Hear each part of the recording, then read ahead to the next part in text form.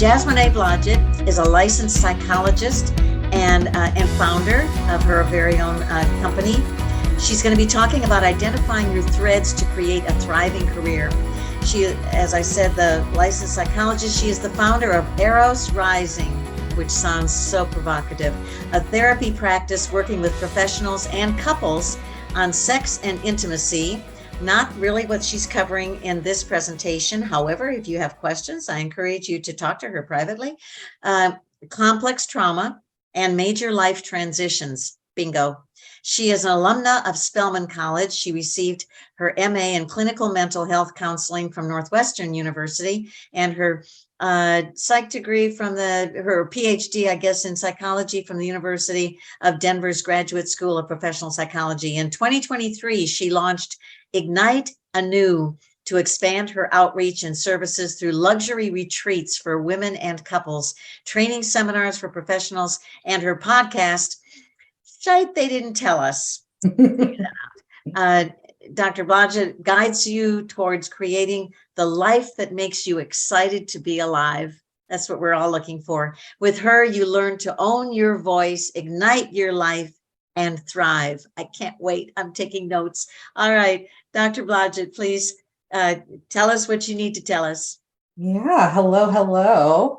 I am Jasmonae, and as it said, I have a local practice here in Austin, but I really want to dive in because I love to get to my favorite part, which is the engagement. But I want to first talk to you about threads, and maybe by asking, how many of you have been asked, what do you want to be or what do you want to do as far as your career? Just show of hands. Yeah, I've definitely been asked, like, what do you want to be? What do you want to do? How many have you been asked, what do you want to experience in a career? Like, what kind of experiences do you want to have in your career? Yeah, none, right? That this is the place where I think needs to change. That instead of asking questions about what we want to be and what we want to do, is starting to ask, what kind of experiences do you want to have? And the way that I have this conversation is through threads. And threads are the connecting pieces that tell you the experiences that you enjoy, that you excel at, and that energize you. And so I'm going to give you a little history of my work experience in those threads. And it actually starts all the way back when I was 13 or 14, because my very first job was as a babysitter. And that is where I came into my first threads. That when I was babysitting, I didn't love when we were playing with toys. I didn't love the making food, but I did love when I had children who like to have conversations. I also loved doing Legos and making puzzles. That these were parts that I had the most fun of, and I would try to like push away all of the rest of the pieces of babysitting. And so didn't know anything about threads and just was like, this is just a job. And the next job I went into was retail. That when I started undergrad, that at the time I got this job at an intimate little lingerie store called Fredericks of Hollywood. And I started to pick up my next threads, that there was an intimacy in working at a lingerie store, that there was a diversity of consumers that came in, that they wanted to know about, how to connect with their bodies, how to spice up their relationships. And I had so much fun and I was so energized at this job. And I thought it was retail. I was like, it must be retail. And I went ahead and was like, well, I'm not making that much money, so let me get a second retail job. I did not enjoy this job. This retail job was where it was really pushed around achievement, that how many accessories did you sell? And as soon as someone goes into the changing room, you need to bring them 2 or 3 other outfits. And I'm like, I have no idea who this person is. I don't know what their style is. I don't know anything about them. We didn't talk to our coworkers. And it was just this really kind of cold place that felt really disconnected to me. And again, no idea about the experiences. And so I was just like, well, this just must not be the right retail job.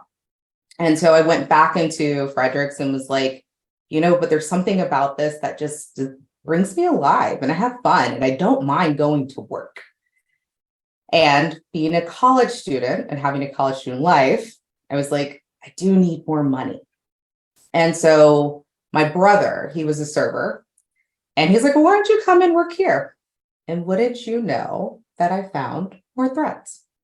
That this time I realized that I actually could upsell, but I wasn't upselling because I was just trying to get people to get the more expensive menu item, but that it was really about creating this full experience of like, if you pair this appetizer with this wine, or if you have this dessert with this port, and you got to talk to everybody who came in.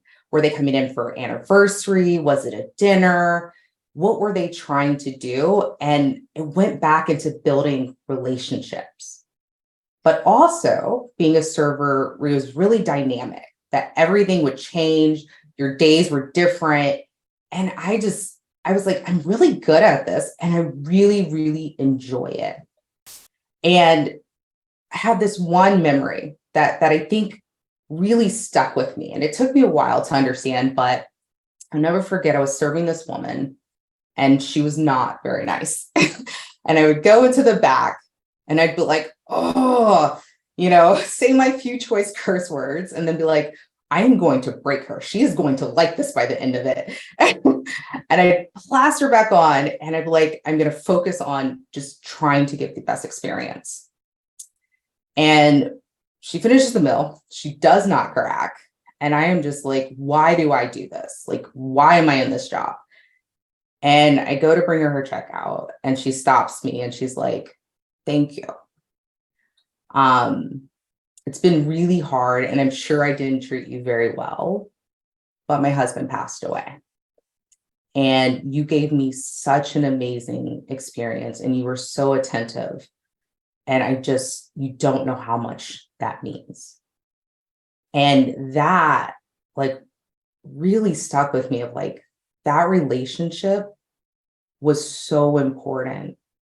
And that ability to slow down and to really be like, I want to figure her out. I want this puzzle completed. And it was something that just, it always was deep inside of me. But I had this competing thing of everything I heard about, well, what do you want to be? What do you want to do? That I wasn't paying attention to the experiences I wanted to have. So I finished undergrad and I'm like, I need a professional job because that's what you do when you finish undergrad. You go and get a thing, right? A task. And so I went into sales and I was working for a cell phone company. And this was right around the recession. And I'll never forget, another story where a guy comes in and he's like, I need phones for me and my family. I need 4. And this is right when TVs were starting to come out on phones, internet starting to become more popular in cell phones. And instead of trying to sell them on those, I was like, okay, like, tell me what you really need. And I had felt really amazing in this whole entire process. The guy was very thankful. And then he leaves and I get in trouble because I was not hitting my numbers. Because as it was put was that like you prohibited him the opportunity to want the TV, to want the internet. You don't know that he doesn't want this. And I was like, but I'm not listening. And the relationship is the thing that means the most. And so here I am again, realizing like, these aren't my threads. I did not last very long at that job. So went back into serving, but I was still on the, what do you want to be? What do you want to do? Not asking myself, what experiences do I want to have? What are the things that energize me, that I enjoy, or that I excel at? And so, keeping my head down, I take my LSAT, and I have a girlfriend who's like, I know you. Don't do this. You will not be happy. And what I heard was, you suck, you're incompetent, you're horrible.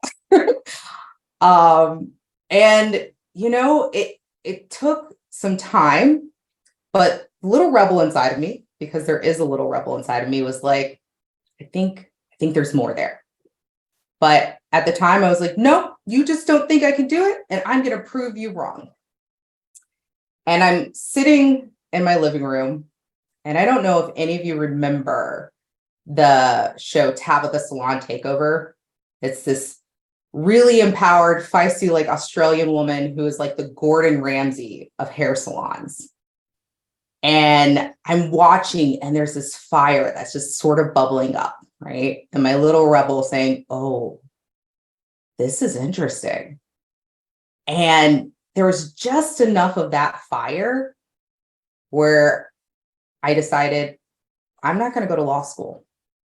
I'm going to become a hairstylist. And imagine telling your parents in your 20s that, yeah, I'm totally changing from what I'm going to do and what I'm going to be.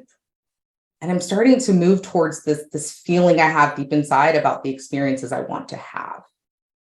And when I went to hair school, I realized again, there are those threads that I loved, the relationship that I had with my clients, that I loved connecting the outer experience, what they were trying to feel inside, that there was a puzzle there for me to solve, that there was this freedom in being a hairstylist, of that I could be whoever I wanted to be, that I could have this dynamic career, that I could have the flexibility that I was getting out of when I was a server, that there were so many different options, and I could see myself continuing to grow and evolve and transform. And I loved it. And so I did hair until I became a mom, and I took some time off. And in this process, I finally got it, and it finally clicked for me. And I realized that it's not about what I want to do, it's about what I want to be. And I was looking through jobs, and I would sit, and I remember I like looked at one that was like a parole officer and a teacher, and I even looked at going to law school again, and was like, no, like only this time I like was very, very sure. And after some time, I came back and was like, psychology is it. That I wanted to really have that relationship, that was really important for my career, that I wanted to be able to solve puzzles, that was something that kept me really energized, kept me really engaged in the work I was doing. But I also wanted flexibility, that I wanted to have something that wasn't necessarily going to be structured, that for me, that kept me in this place of always checking in with myself and always challenging myself to do something different, to be something bigger and better. And, the threads, the things that you enjoy, the things that you excel at, and the things that energize you, as long as you have them, you are going to thrive in your career. Your career may look very different. It may not have the same title or the same tasks, but it isn't a different job. And so, as a therapist now, I love to give homework because that is one of the favorite things of a therapist. And so the first piece of homework that I would give you is to write down all of the tasks that you enjoy, that energize you, and that you excel at. And this doesn't matter if it is a paid job or if it's unpaid. And once you write those down, see if any themes pop out. See if there's like, man, it's really around the relationships. Or, you know what? I really like organization, that there's something fun about creating a system. And once you have those themes, that's how you know what your threads are. But the most important piece of the homework is giving yourself permission. Giving yourself permission to look outside the box. Because had I not given myself permission, I wouldn't have become a server. I wouldn't have become a hairstylist. And those careers were as meaningful as the career I have now. And so it may look very different. It may feel very novel. It may feel scary and risky. But if you lead with the experience you want to have, you lead with your threads, you will always thrive in your career. And so I love a lot of question and answers. And so I wanted to leave a lot of time to have an engaging conversation with you all. I would like to say that most of us do not do that.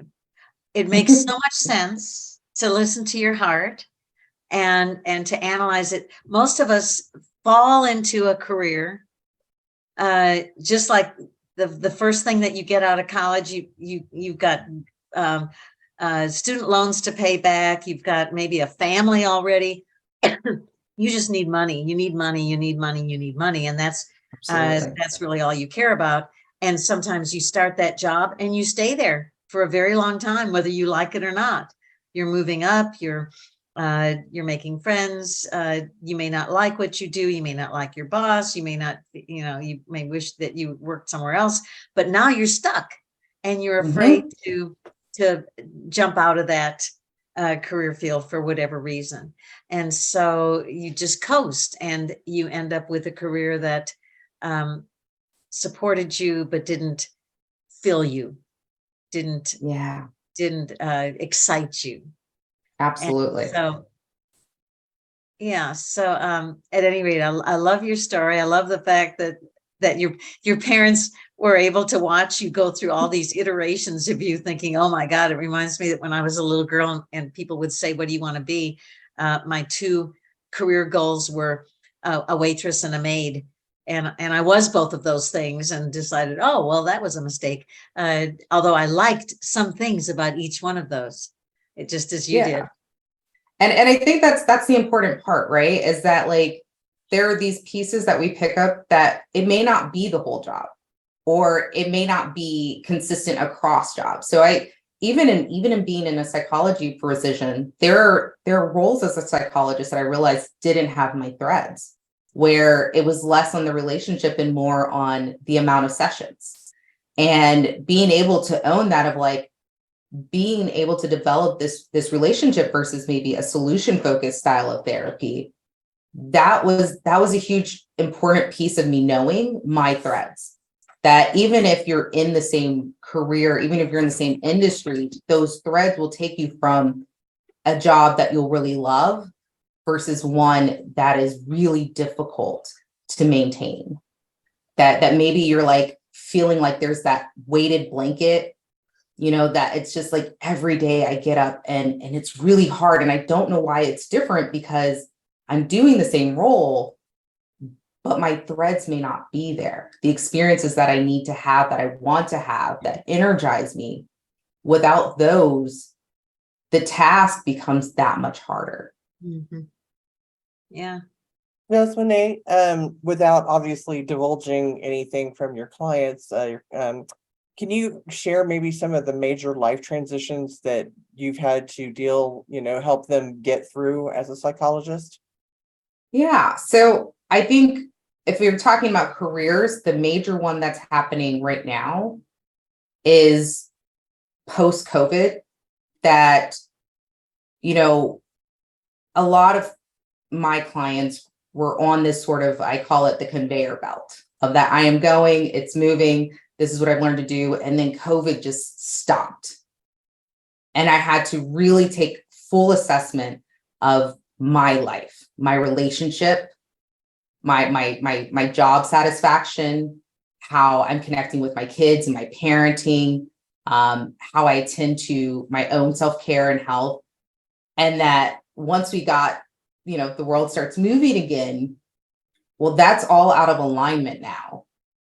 And I can't unsee what I've been forced to see. And a lot of clients are trying to figure out, does that mean I still want to be in the relationship? Or maybe I was single and now I do want to be in a relationship. Or maybe that I was with a career and I realized that like I spend 80 hours and I'm not going to see my kids grow up. And I need to see my kids grow up. Or that when I got to stay home, I got to see like a version of living that I didn't have to wait till I was 75 before I could get to. And I think there are a lot of transitions that are happening right now with trying to find a new alignment with the experiences that individuals had during COVID. I think the other place where I see a lot of major transitions is, following either a significant health scare where I've seen the world in a new light. That one touches my heart near and dear in that I was married at one point in time and my relationship ended up turning violent. And when I got out of it, it made me really recognize how fragile life is and that I didn't want to just exist, that I couldn't simply exist in my life, that like I wanted to feel very much so alive. And so that happens a lot with my clients where it's like, I feel like I've been a zombie or I've been in a coma. And there's something that creates this turning point or this pivotal moment. And I just want more. When you, excuse me, in our introduction, one of the categories that you coach or counsel or whatever is complex trauma. And is that mostly domestic violence situations, or do you do like PTSD? Do you do trauma that's when you say complex, what is the difference between simple trauma and complex trauma?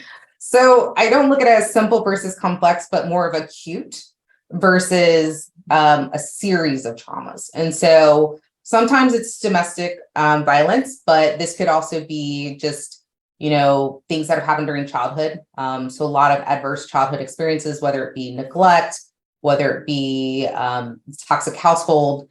There can be ones that so when I think of acute, it might be like I was in a car accident. And so now I'm really struggling to go back into, that space where I can get behind the wheel of my car. That is what I would say is more of an acute trauma, where complex trauma is usually wrapped around like adverse experiences we've had in our relationships or different times. Maybe I was at a job that was really abusive. And now as I'm going into a new career is realizing that it's really hard for me to take criticism or feedback, that I get into an evaluation and automatically I step back into that old job with that old supervisor, where I felt unsafe. And how do I learn to recognize, one, how it sits in my body, but then how to re-regulate so that I can be receptive to that feedback? And how do I know the difference between, what is a supervisor who's actually really trying to support me and just wants to see me grow versus a supervisor that's demeaning me and is trying to silence me. And so that is when I say complex trauma, it's really, it kind of in that place, it is across the gamut. That I worked a lot with combat veterans when I initially went through my training and then eventually just generalized out. We have a question from Ahmed that is, how did you decide to go on your own and start your own practice. And I'd also like to have another piggyback question, which is, how did you initially market yourself? What was your target market?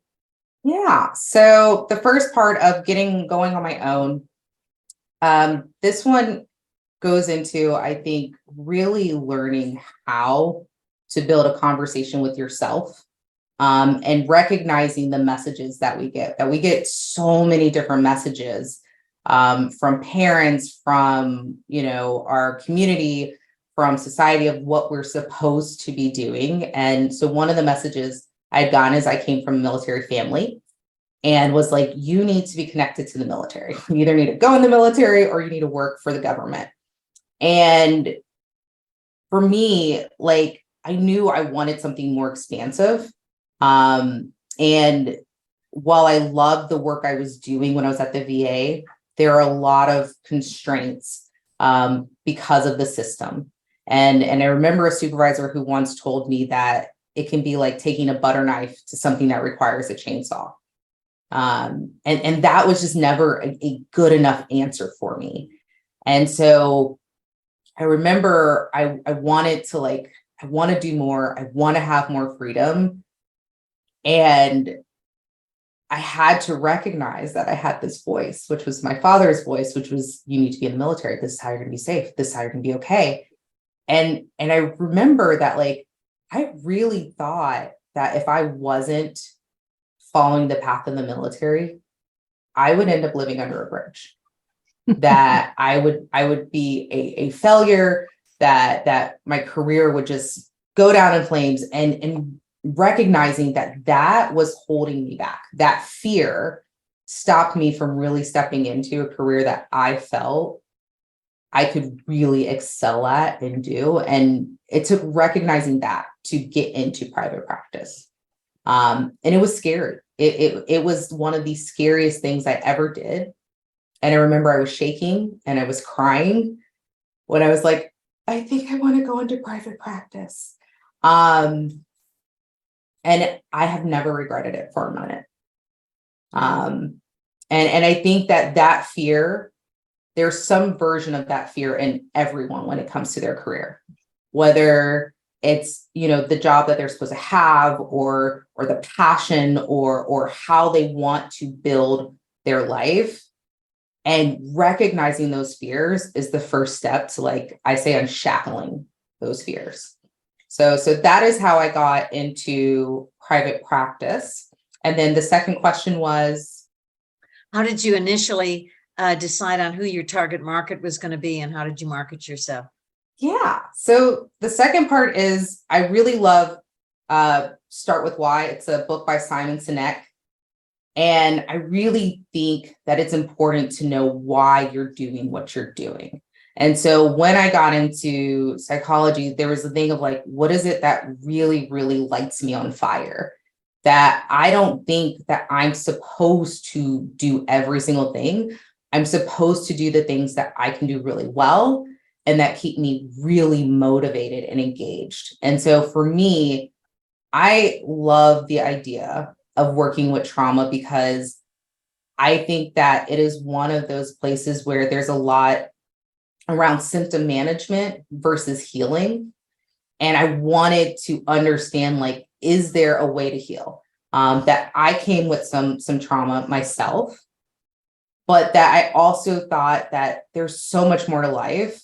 And if we could figure out how to reclaim our power, to reclaim the life that we feel was stolen or taken from us, then, like, the freedom that you really get in that. And so that was something that was always just hit me to my core.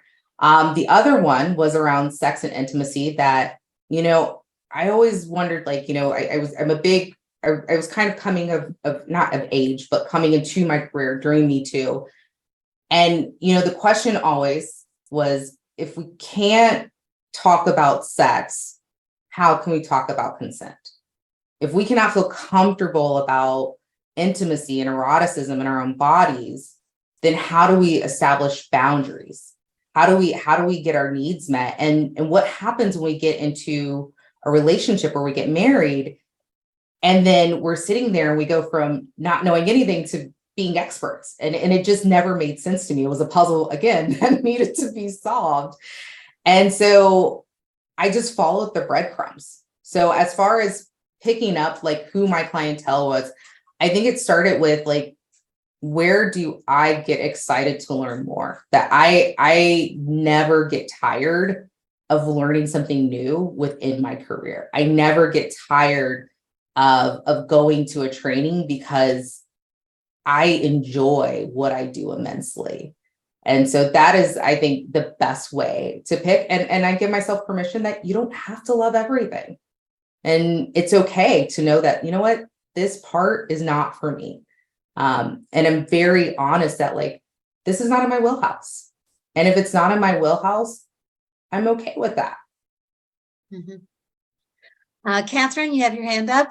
Yes, Jasmonae, would you describe for us the time in your life when you were studying for your doctoral degree? Mm-hmm. I have coached doctoral candidates, and I found almost to a person that it's a very challenging time, that there is a lot of a pressure on you to be different, to be perfect, to get perfect scores. And I would just like you to just kind of describe that challenge for us.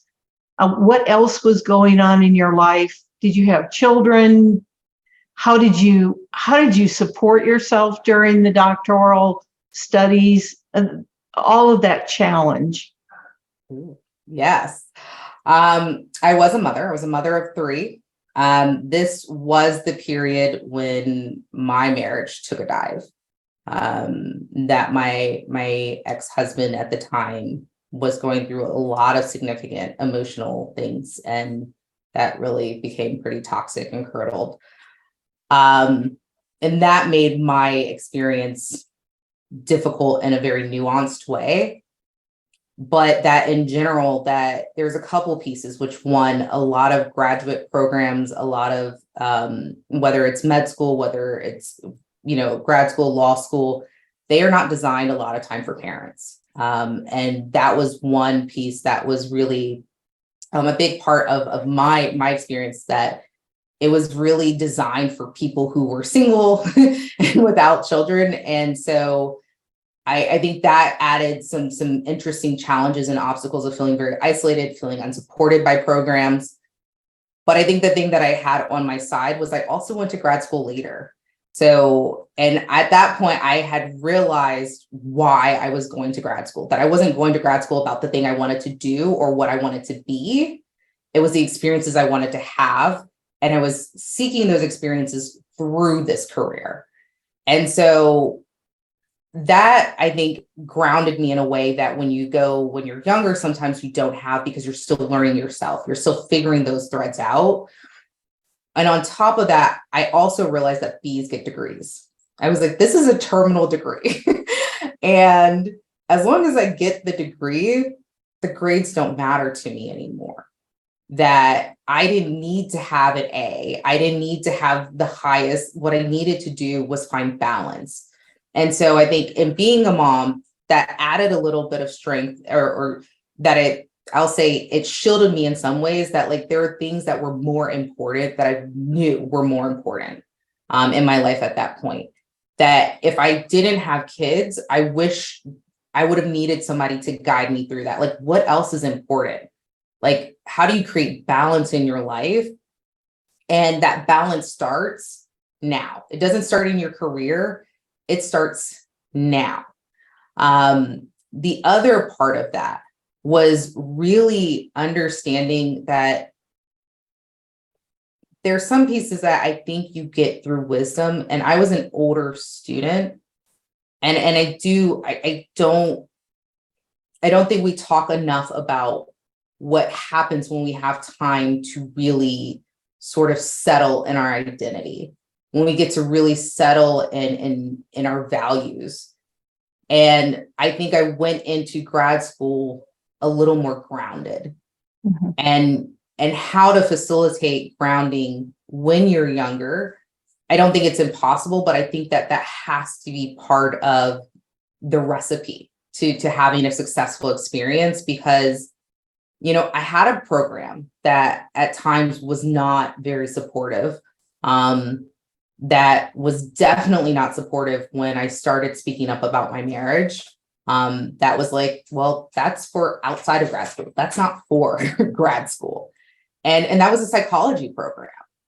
And Mhm. so to come from those experiences, I think it, like, when you don't have that foundation of like, here's why I'm here, here's my why, and here are the values, and here's how I maintain balance, it can make grad school a really tremendously difficult program. And I know that is, I have a few clients where suicide is a real thing, especially within med school students. Wow. That the pressure is so intense that it feels so isolating. And it comes from both inside the program and from home, from community, from parents, of pushing of what they want their kids to be and do versus what do they really want to experience. So what is your thesis about? I really believe it's that what experiences do you want to have? I really believe that when you know like what it is that you're trying to experience in your career, like I really want to help people, right? If you're going to something, let's say med school, that I really want to solve problems, and then looking at like how do you find some version of balance, because you will continue to have to figure out those other pieces for that other space for your life. Is that grade really important, or do you need that sleep? Is this test the most important, or could you get a slightly lower grade and you go and talk to your partner, your girlfriend, your boyfriend, your husband, whatever, and say like, hey, I'm struggling. I'm feeling really down now. And realizing that it's not just this moment in time, but it is an entire experience. And so how do you moderate that? I would look at my syllabus and say, okay, I can miss 2 classes. And I would absolutely miss those 2 classes because I had kids. And so I would be very, very intentional about where I missed them, but I would miss them because I needed that. And so giving yourself that permission that you are still human in this program. Very cool. People are being very engaging in the chat, even with each other, which I love. My question for you, Jasmonae, is if you've looked at the people, you can tell we're like all of the fine wine vintage is what I like to say about us. Everybody in this group is very experienced, very knowledgeable, has a lot of skills, or they may be going back to get some more skills. The issue that we have, though, being that most of us are above 40, not all, but most, is that feeling of, getting ghosted by recruiters, feeling like, oh, I know it was me and 2 others, and the other 2 looked like they were millennials, and maybe one of them got the job. I mean, so that feeling of just ageism, which is out there. We know it's out there in the community, but how to deal with that when I know these people can do it. I know you can all do the jobs, but when you feel like you're getting rejected over and over, how do you deal with that? So I have a couple of thoughts on that, right? One, I think is accepting like that piece, which is I don't lie about the obstacles I encounter. And once I make space and say like, yes, this is an obstacle, then I put that to the side and say, okay, now what do I want to do with that? And so that may be what are the fears that I'm holding on to? That there might be a fear that I will look silly if I do something different, or that this is too much to learn.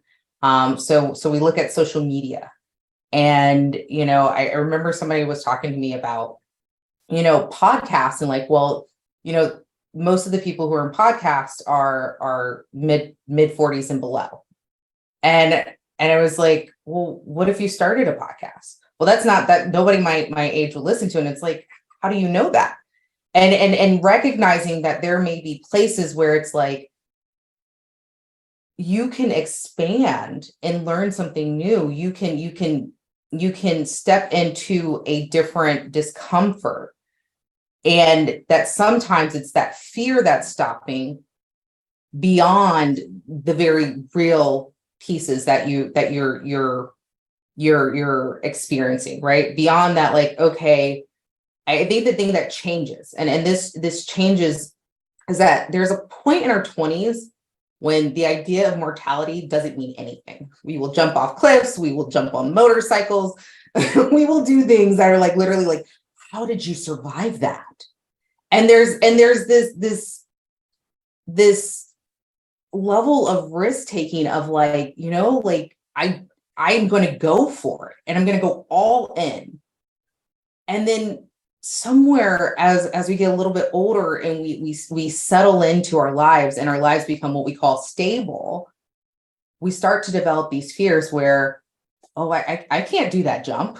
I could break my neck, right? Or I can't get on this because this is so different.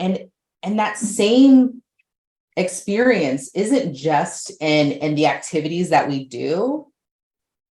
They are also in the way that we pursue our careers. Where I might have, made that call. Sorry, hello, we have a guest. Nike. He goes into the office with me. We've been watching his tail for about 30 minutes. Yeah. But that we no longer, are taking those risks. Instead, it's that I will look silly. I will look stupid. I don't know how. I don't know. I can't talk to this person. And our risk tolerance becomes smaller and smaller and smaller. And my challenge would be is like, how do you get back to that space when you were in your 20s, when you were willing to do something different, when you were willing to find that email and just say, hey, I know you don't know me, but I wanted to ask you something, right? If you're going to a conference, how often do you reach out to one of the speakers and say, I would love to have a conversation with you, or I'd love to take you to coffee? And how often it's that 20-year-old who hasn't developed that comfort, who hasn't developed that stability, how often are they doing that? How old were your children when you were in graduate school? My little one was 2, and then I had a 7 and a 9-year-old. So, Wow. So they were right in the middle of like preschool, grade school, and starting middle school. The 2-year-old. Yeah, I'm very impressed that you were able to do anything with a 2-year-old.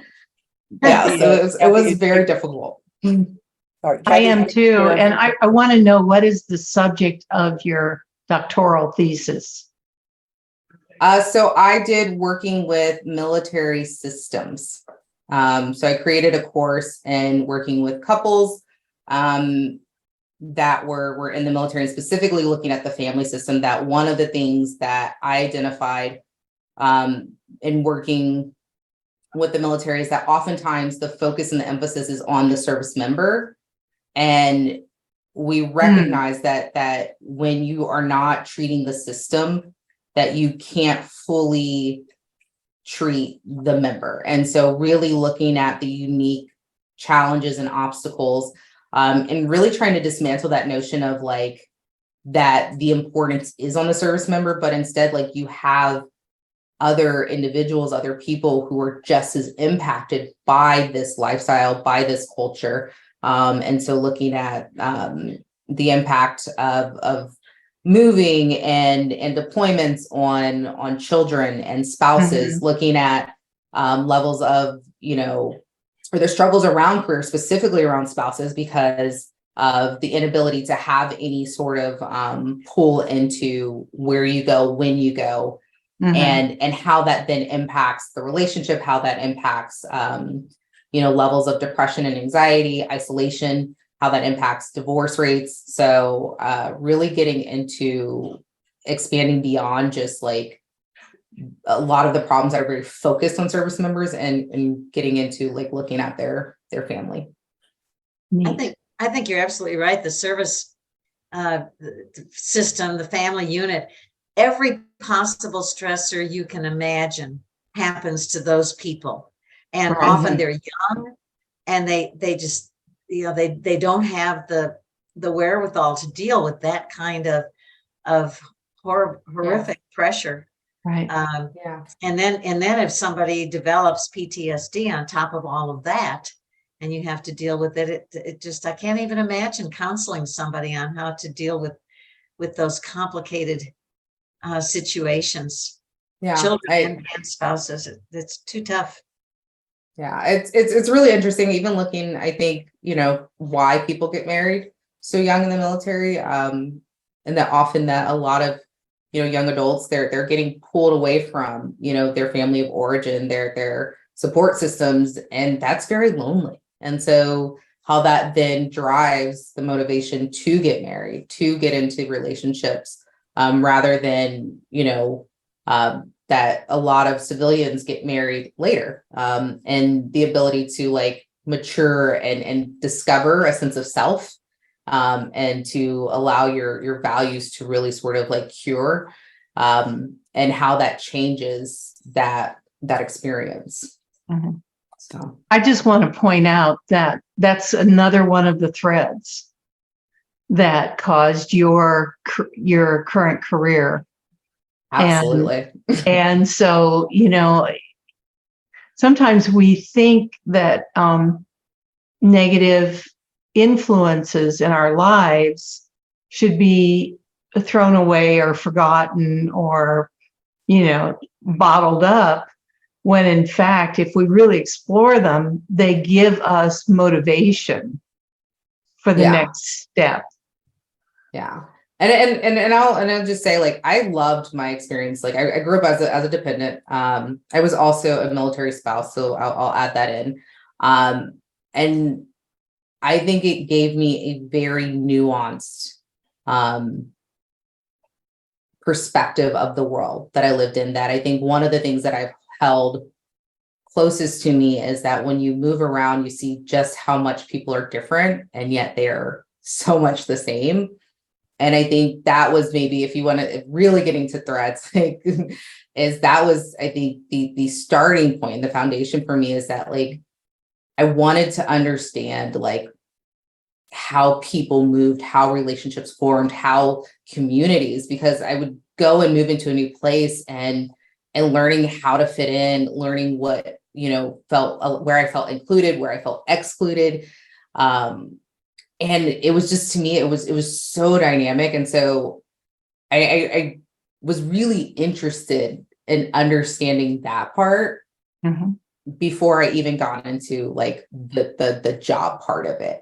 And I credit that to my upbringing with the military. Even as a Black woman, I didn't really learn about race in the same way, because the military was such a different environment for me, that it took me a while before that became part of my lived experience, because everything for me was through the lens of military, military versus civilian.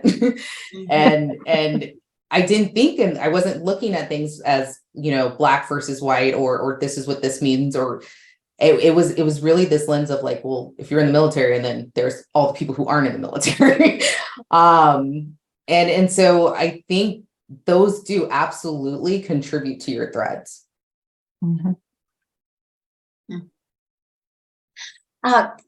Could you speak about this? I've done presentations myself about this, and it's such a complicated subject that I really would love your perspective on it. And that is, are there some people who thrive on change and some people who are destroyed by an inability to deal with change. So especially like is this a personality trait that you're born with, where some people say, in fact, one of the slides that I used was about people whose families were in the military, where they say, you know, I went to 10 schools throughout, you know, until high school, and so they say, yay, I'm so excited that we're going to go to a new place. And then other people say, oh, I went to 10 schools, you know, I never got to connect, and I never, you know, we're always packing up and moving somewhere else, and I never get to establish roots. So would you talk about that, about change? Yeah, so I would say that it feels less about change in the things. I try not to put things into the negative instead of the affirmative, right? So it may be that I like something that is really dynamic and that is changing a lot, versus I like stability. So it's less about not liking change or being opposed to the change, but that I might resonate with some other aspect of how I exist in this world. And so I had this with my brother, where my brother really, he flourished in intimate friendships that for him, he really loved stability. That once he got out of college, he found the city he wants to live in. And I think he's lived there for 12 years now, where I still haven't lived in a place longer than 5 years. And not being like that, he's not about change, but that I think his was about, he really wanted to ground and have those relationships that he could nurture, and that there was a sense of stability for him. And the reason why I like putting it in that sort of perspective is because change is required in all of us, whether we're changing in a relationship, whether we change in our careers. And the idea of saying, well, I don't like change, then is like, you end up having to be in a very small, limited, rigid box, versus what is it that you really resonate with, that even as you go through changes that you can hold on to. So even if I'm going to think about maybe a shift in my career, that if it really is about stability for me, then I'm not going to have a career that's going to be like, well, today we may be doing this, and then tomorrow your job task can be this. And then that instead I'm looking at, okay, I can make this shift, but I can still go towards the thing that I want and need. Rather than being, I either change or don't change, because we all change. We all have to encounter change at different points in time. So I say I like flexibility. So I'm not talking about there being a lot of change, but that I like things to be flexible. I like things to move. That my priority isn't on the stability of it, but on, I like challenges. I like things that make me really dig in. The unknown is something that's fun for me. And that allows me to change, but to change in a way that really resonates with me. Does that help answer that question? Yeah, you reframe it. You frame it to where it's a very positive thing and not a negative thing. And you're going forward, you're going forward towards something that you love. Mm-hmm. That's one of the things that I always ask people, like, are you running from, or are you running to? Mm-hmm. And when you're running from something, you don't have a direction and you don't know where to go. When you're running towards something, you gain momentum as you get closer to that thing you're going towards, and you have a target. So there's a lot of clarity, and there's a lot of sense of safety in that. I think that's great, because in job hunting too, you were in a job that, whether you liked it or you didn't like it, it was a safe structure, and so there was that positive grounding aspect to it. And when you don't have that, whether it's your choice or somebody else's choice, you're like the hermit crab that you know, he cast away his shell. He doesn't have the shell to protect him anymore, and he's got to find a new shell. And during that time, he's vulnerable and scared, perhaps, because he's going towards something. So you have to the ability to reframe it to, I'm looking for these things, and I'm moving forward toward this. You have to, in the midst of the constant rejection, because until you get hired, you're rejected. Right. And I would say, like, we take the hermit crab analogy, right? Is what kind of shell do I need? If I was leaving a shell that was too small for me and I go find a shell that's the exact same size, well, I haven't really solved the problem. Right. And maybe I could get in the shell, but I'm going to be having to move from that shell very quickly again. And so I think part of in what is it that I'm moving towards, right? Is that I start really looking for that everything I see that might be in my path may not be the right fit. It may not be the right shell. And so if I start thinking about, okay, yes, I have to go from this shell, whether I'm pushed out of the shell or whether I decided like I don't like the shell anymore, is what do I need in the next shell? What's going to allow me to have that space to move and not feel cramped, and really figuring and identifying that, and that being how I move. And even like I remember I would go on some interviews. So like, we go through our internship and postdoc, and there would be interviews where I was like, it didn't fit. And I remember one of them, at first being like, oh, this is rejection. And it took like, I was working with a mentor at the time, and it being like, but would that really work for you anyway? And what would that look like if you were stuck in that place for this extended? And it was like, I couldn't imagine how my growth might have been stunted, right? So even though it could feel like rejection, when I actually sat down and really thought about it, was like, that wouldn't have fit. And I really need the space that was going to fit.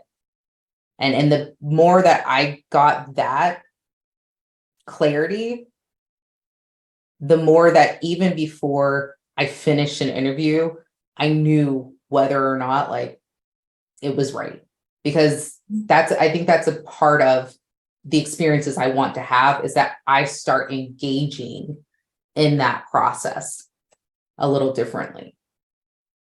Oh, cool. Thank you. That takes me to a wonderful segue of reminding everybody about the member portal. It has a lot of career assessments that you can take, a lot of online ones, and most of them are free, and will kind of give you that guidance if you're in that spot right now where you're like, maybe I know what I want to do, but maybe I don't know the field, or maybe I don't know what I want to do, and I need to figure out my next steps. So thank you, Jasmonae.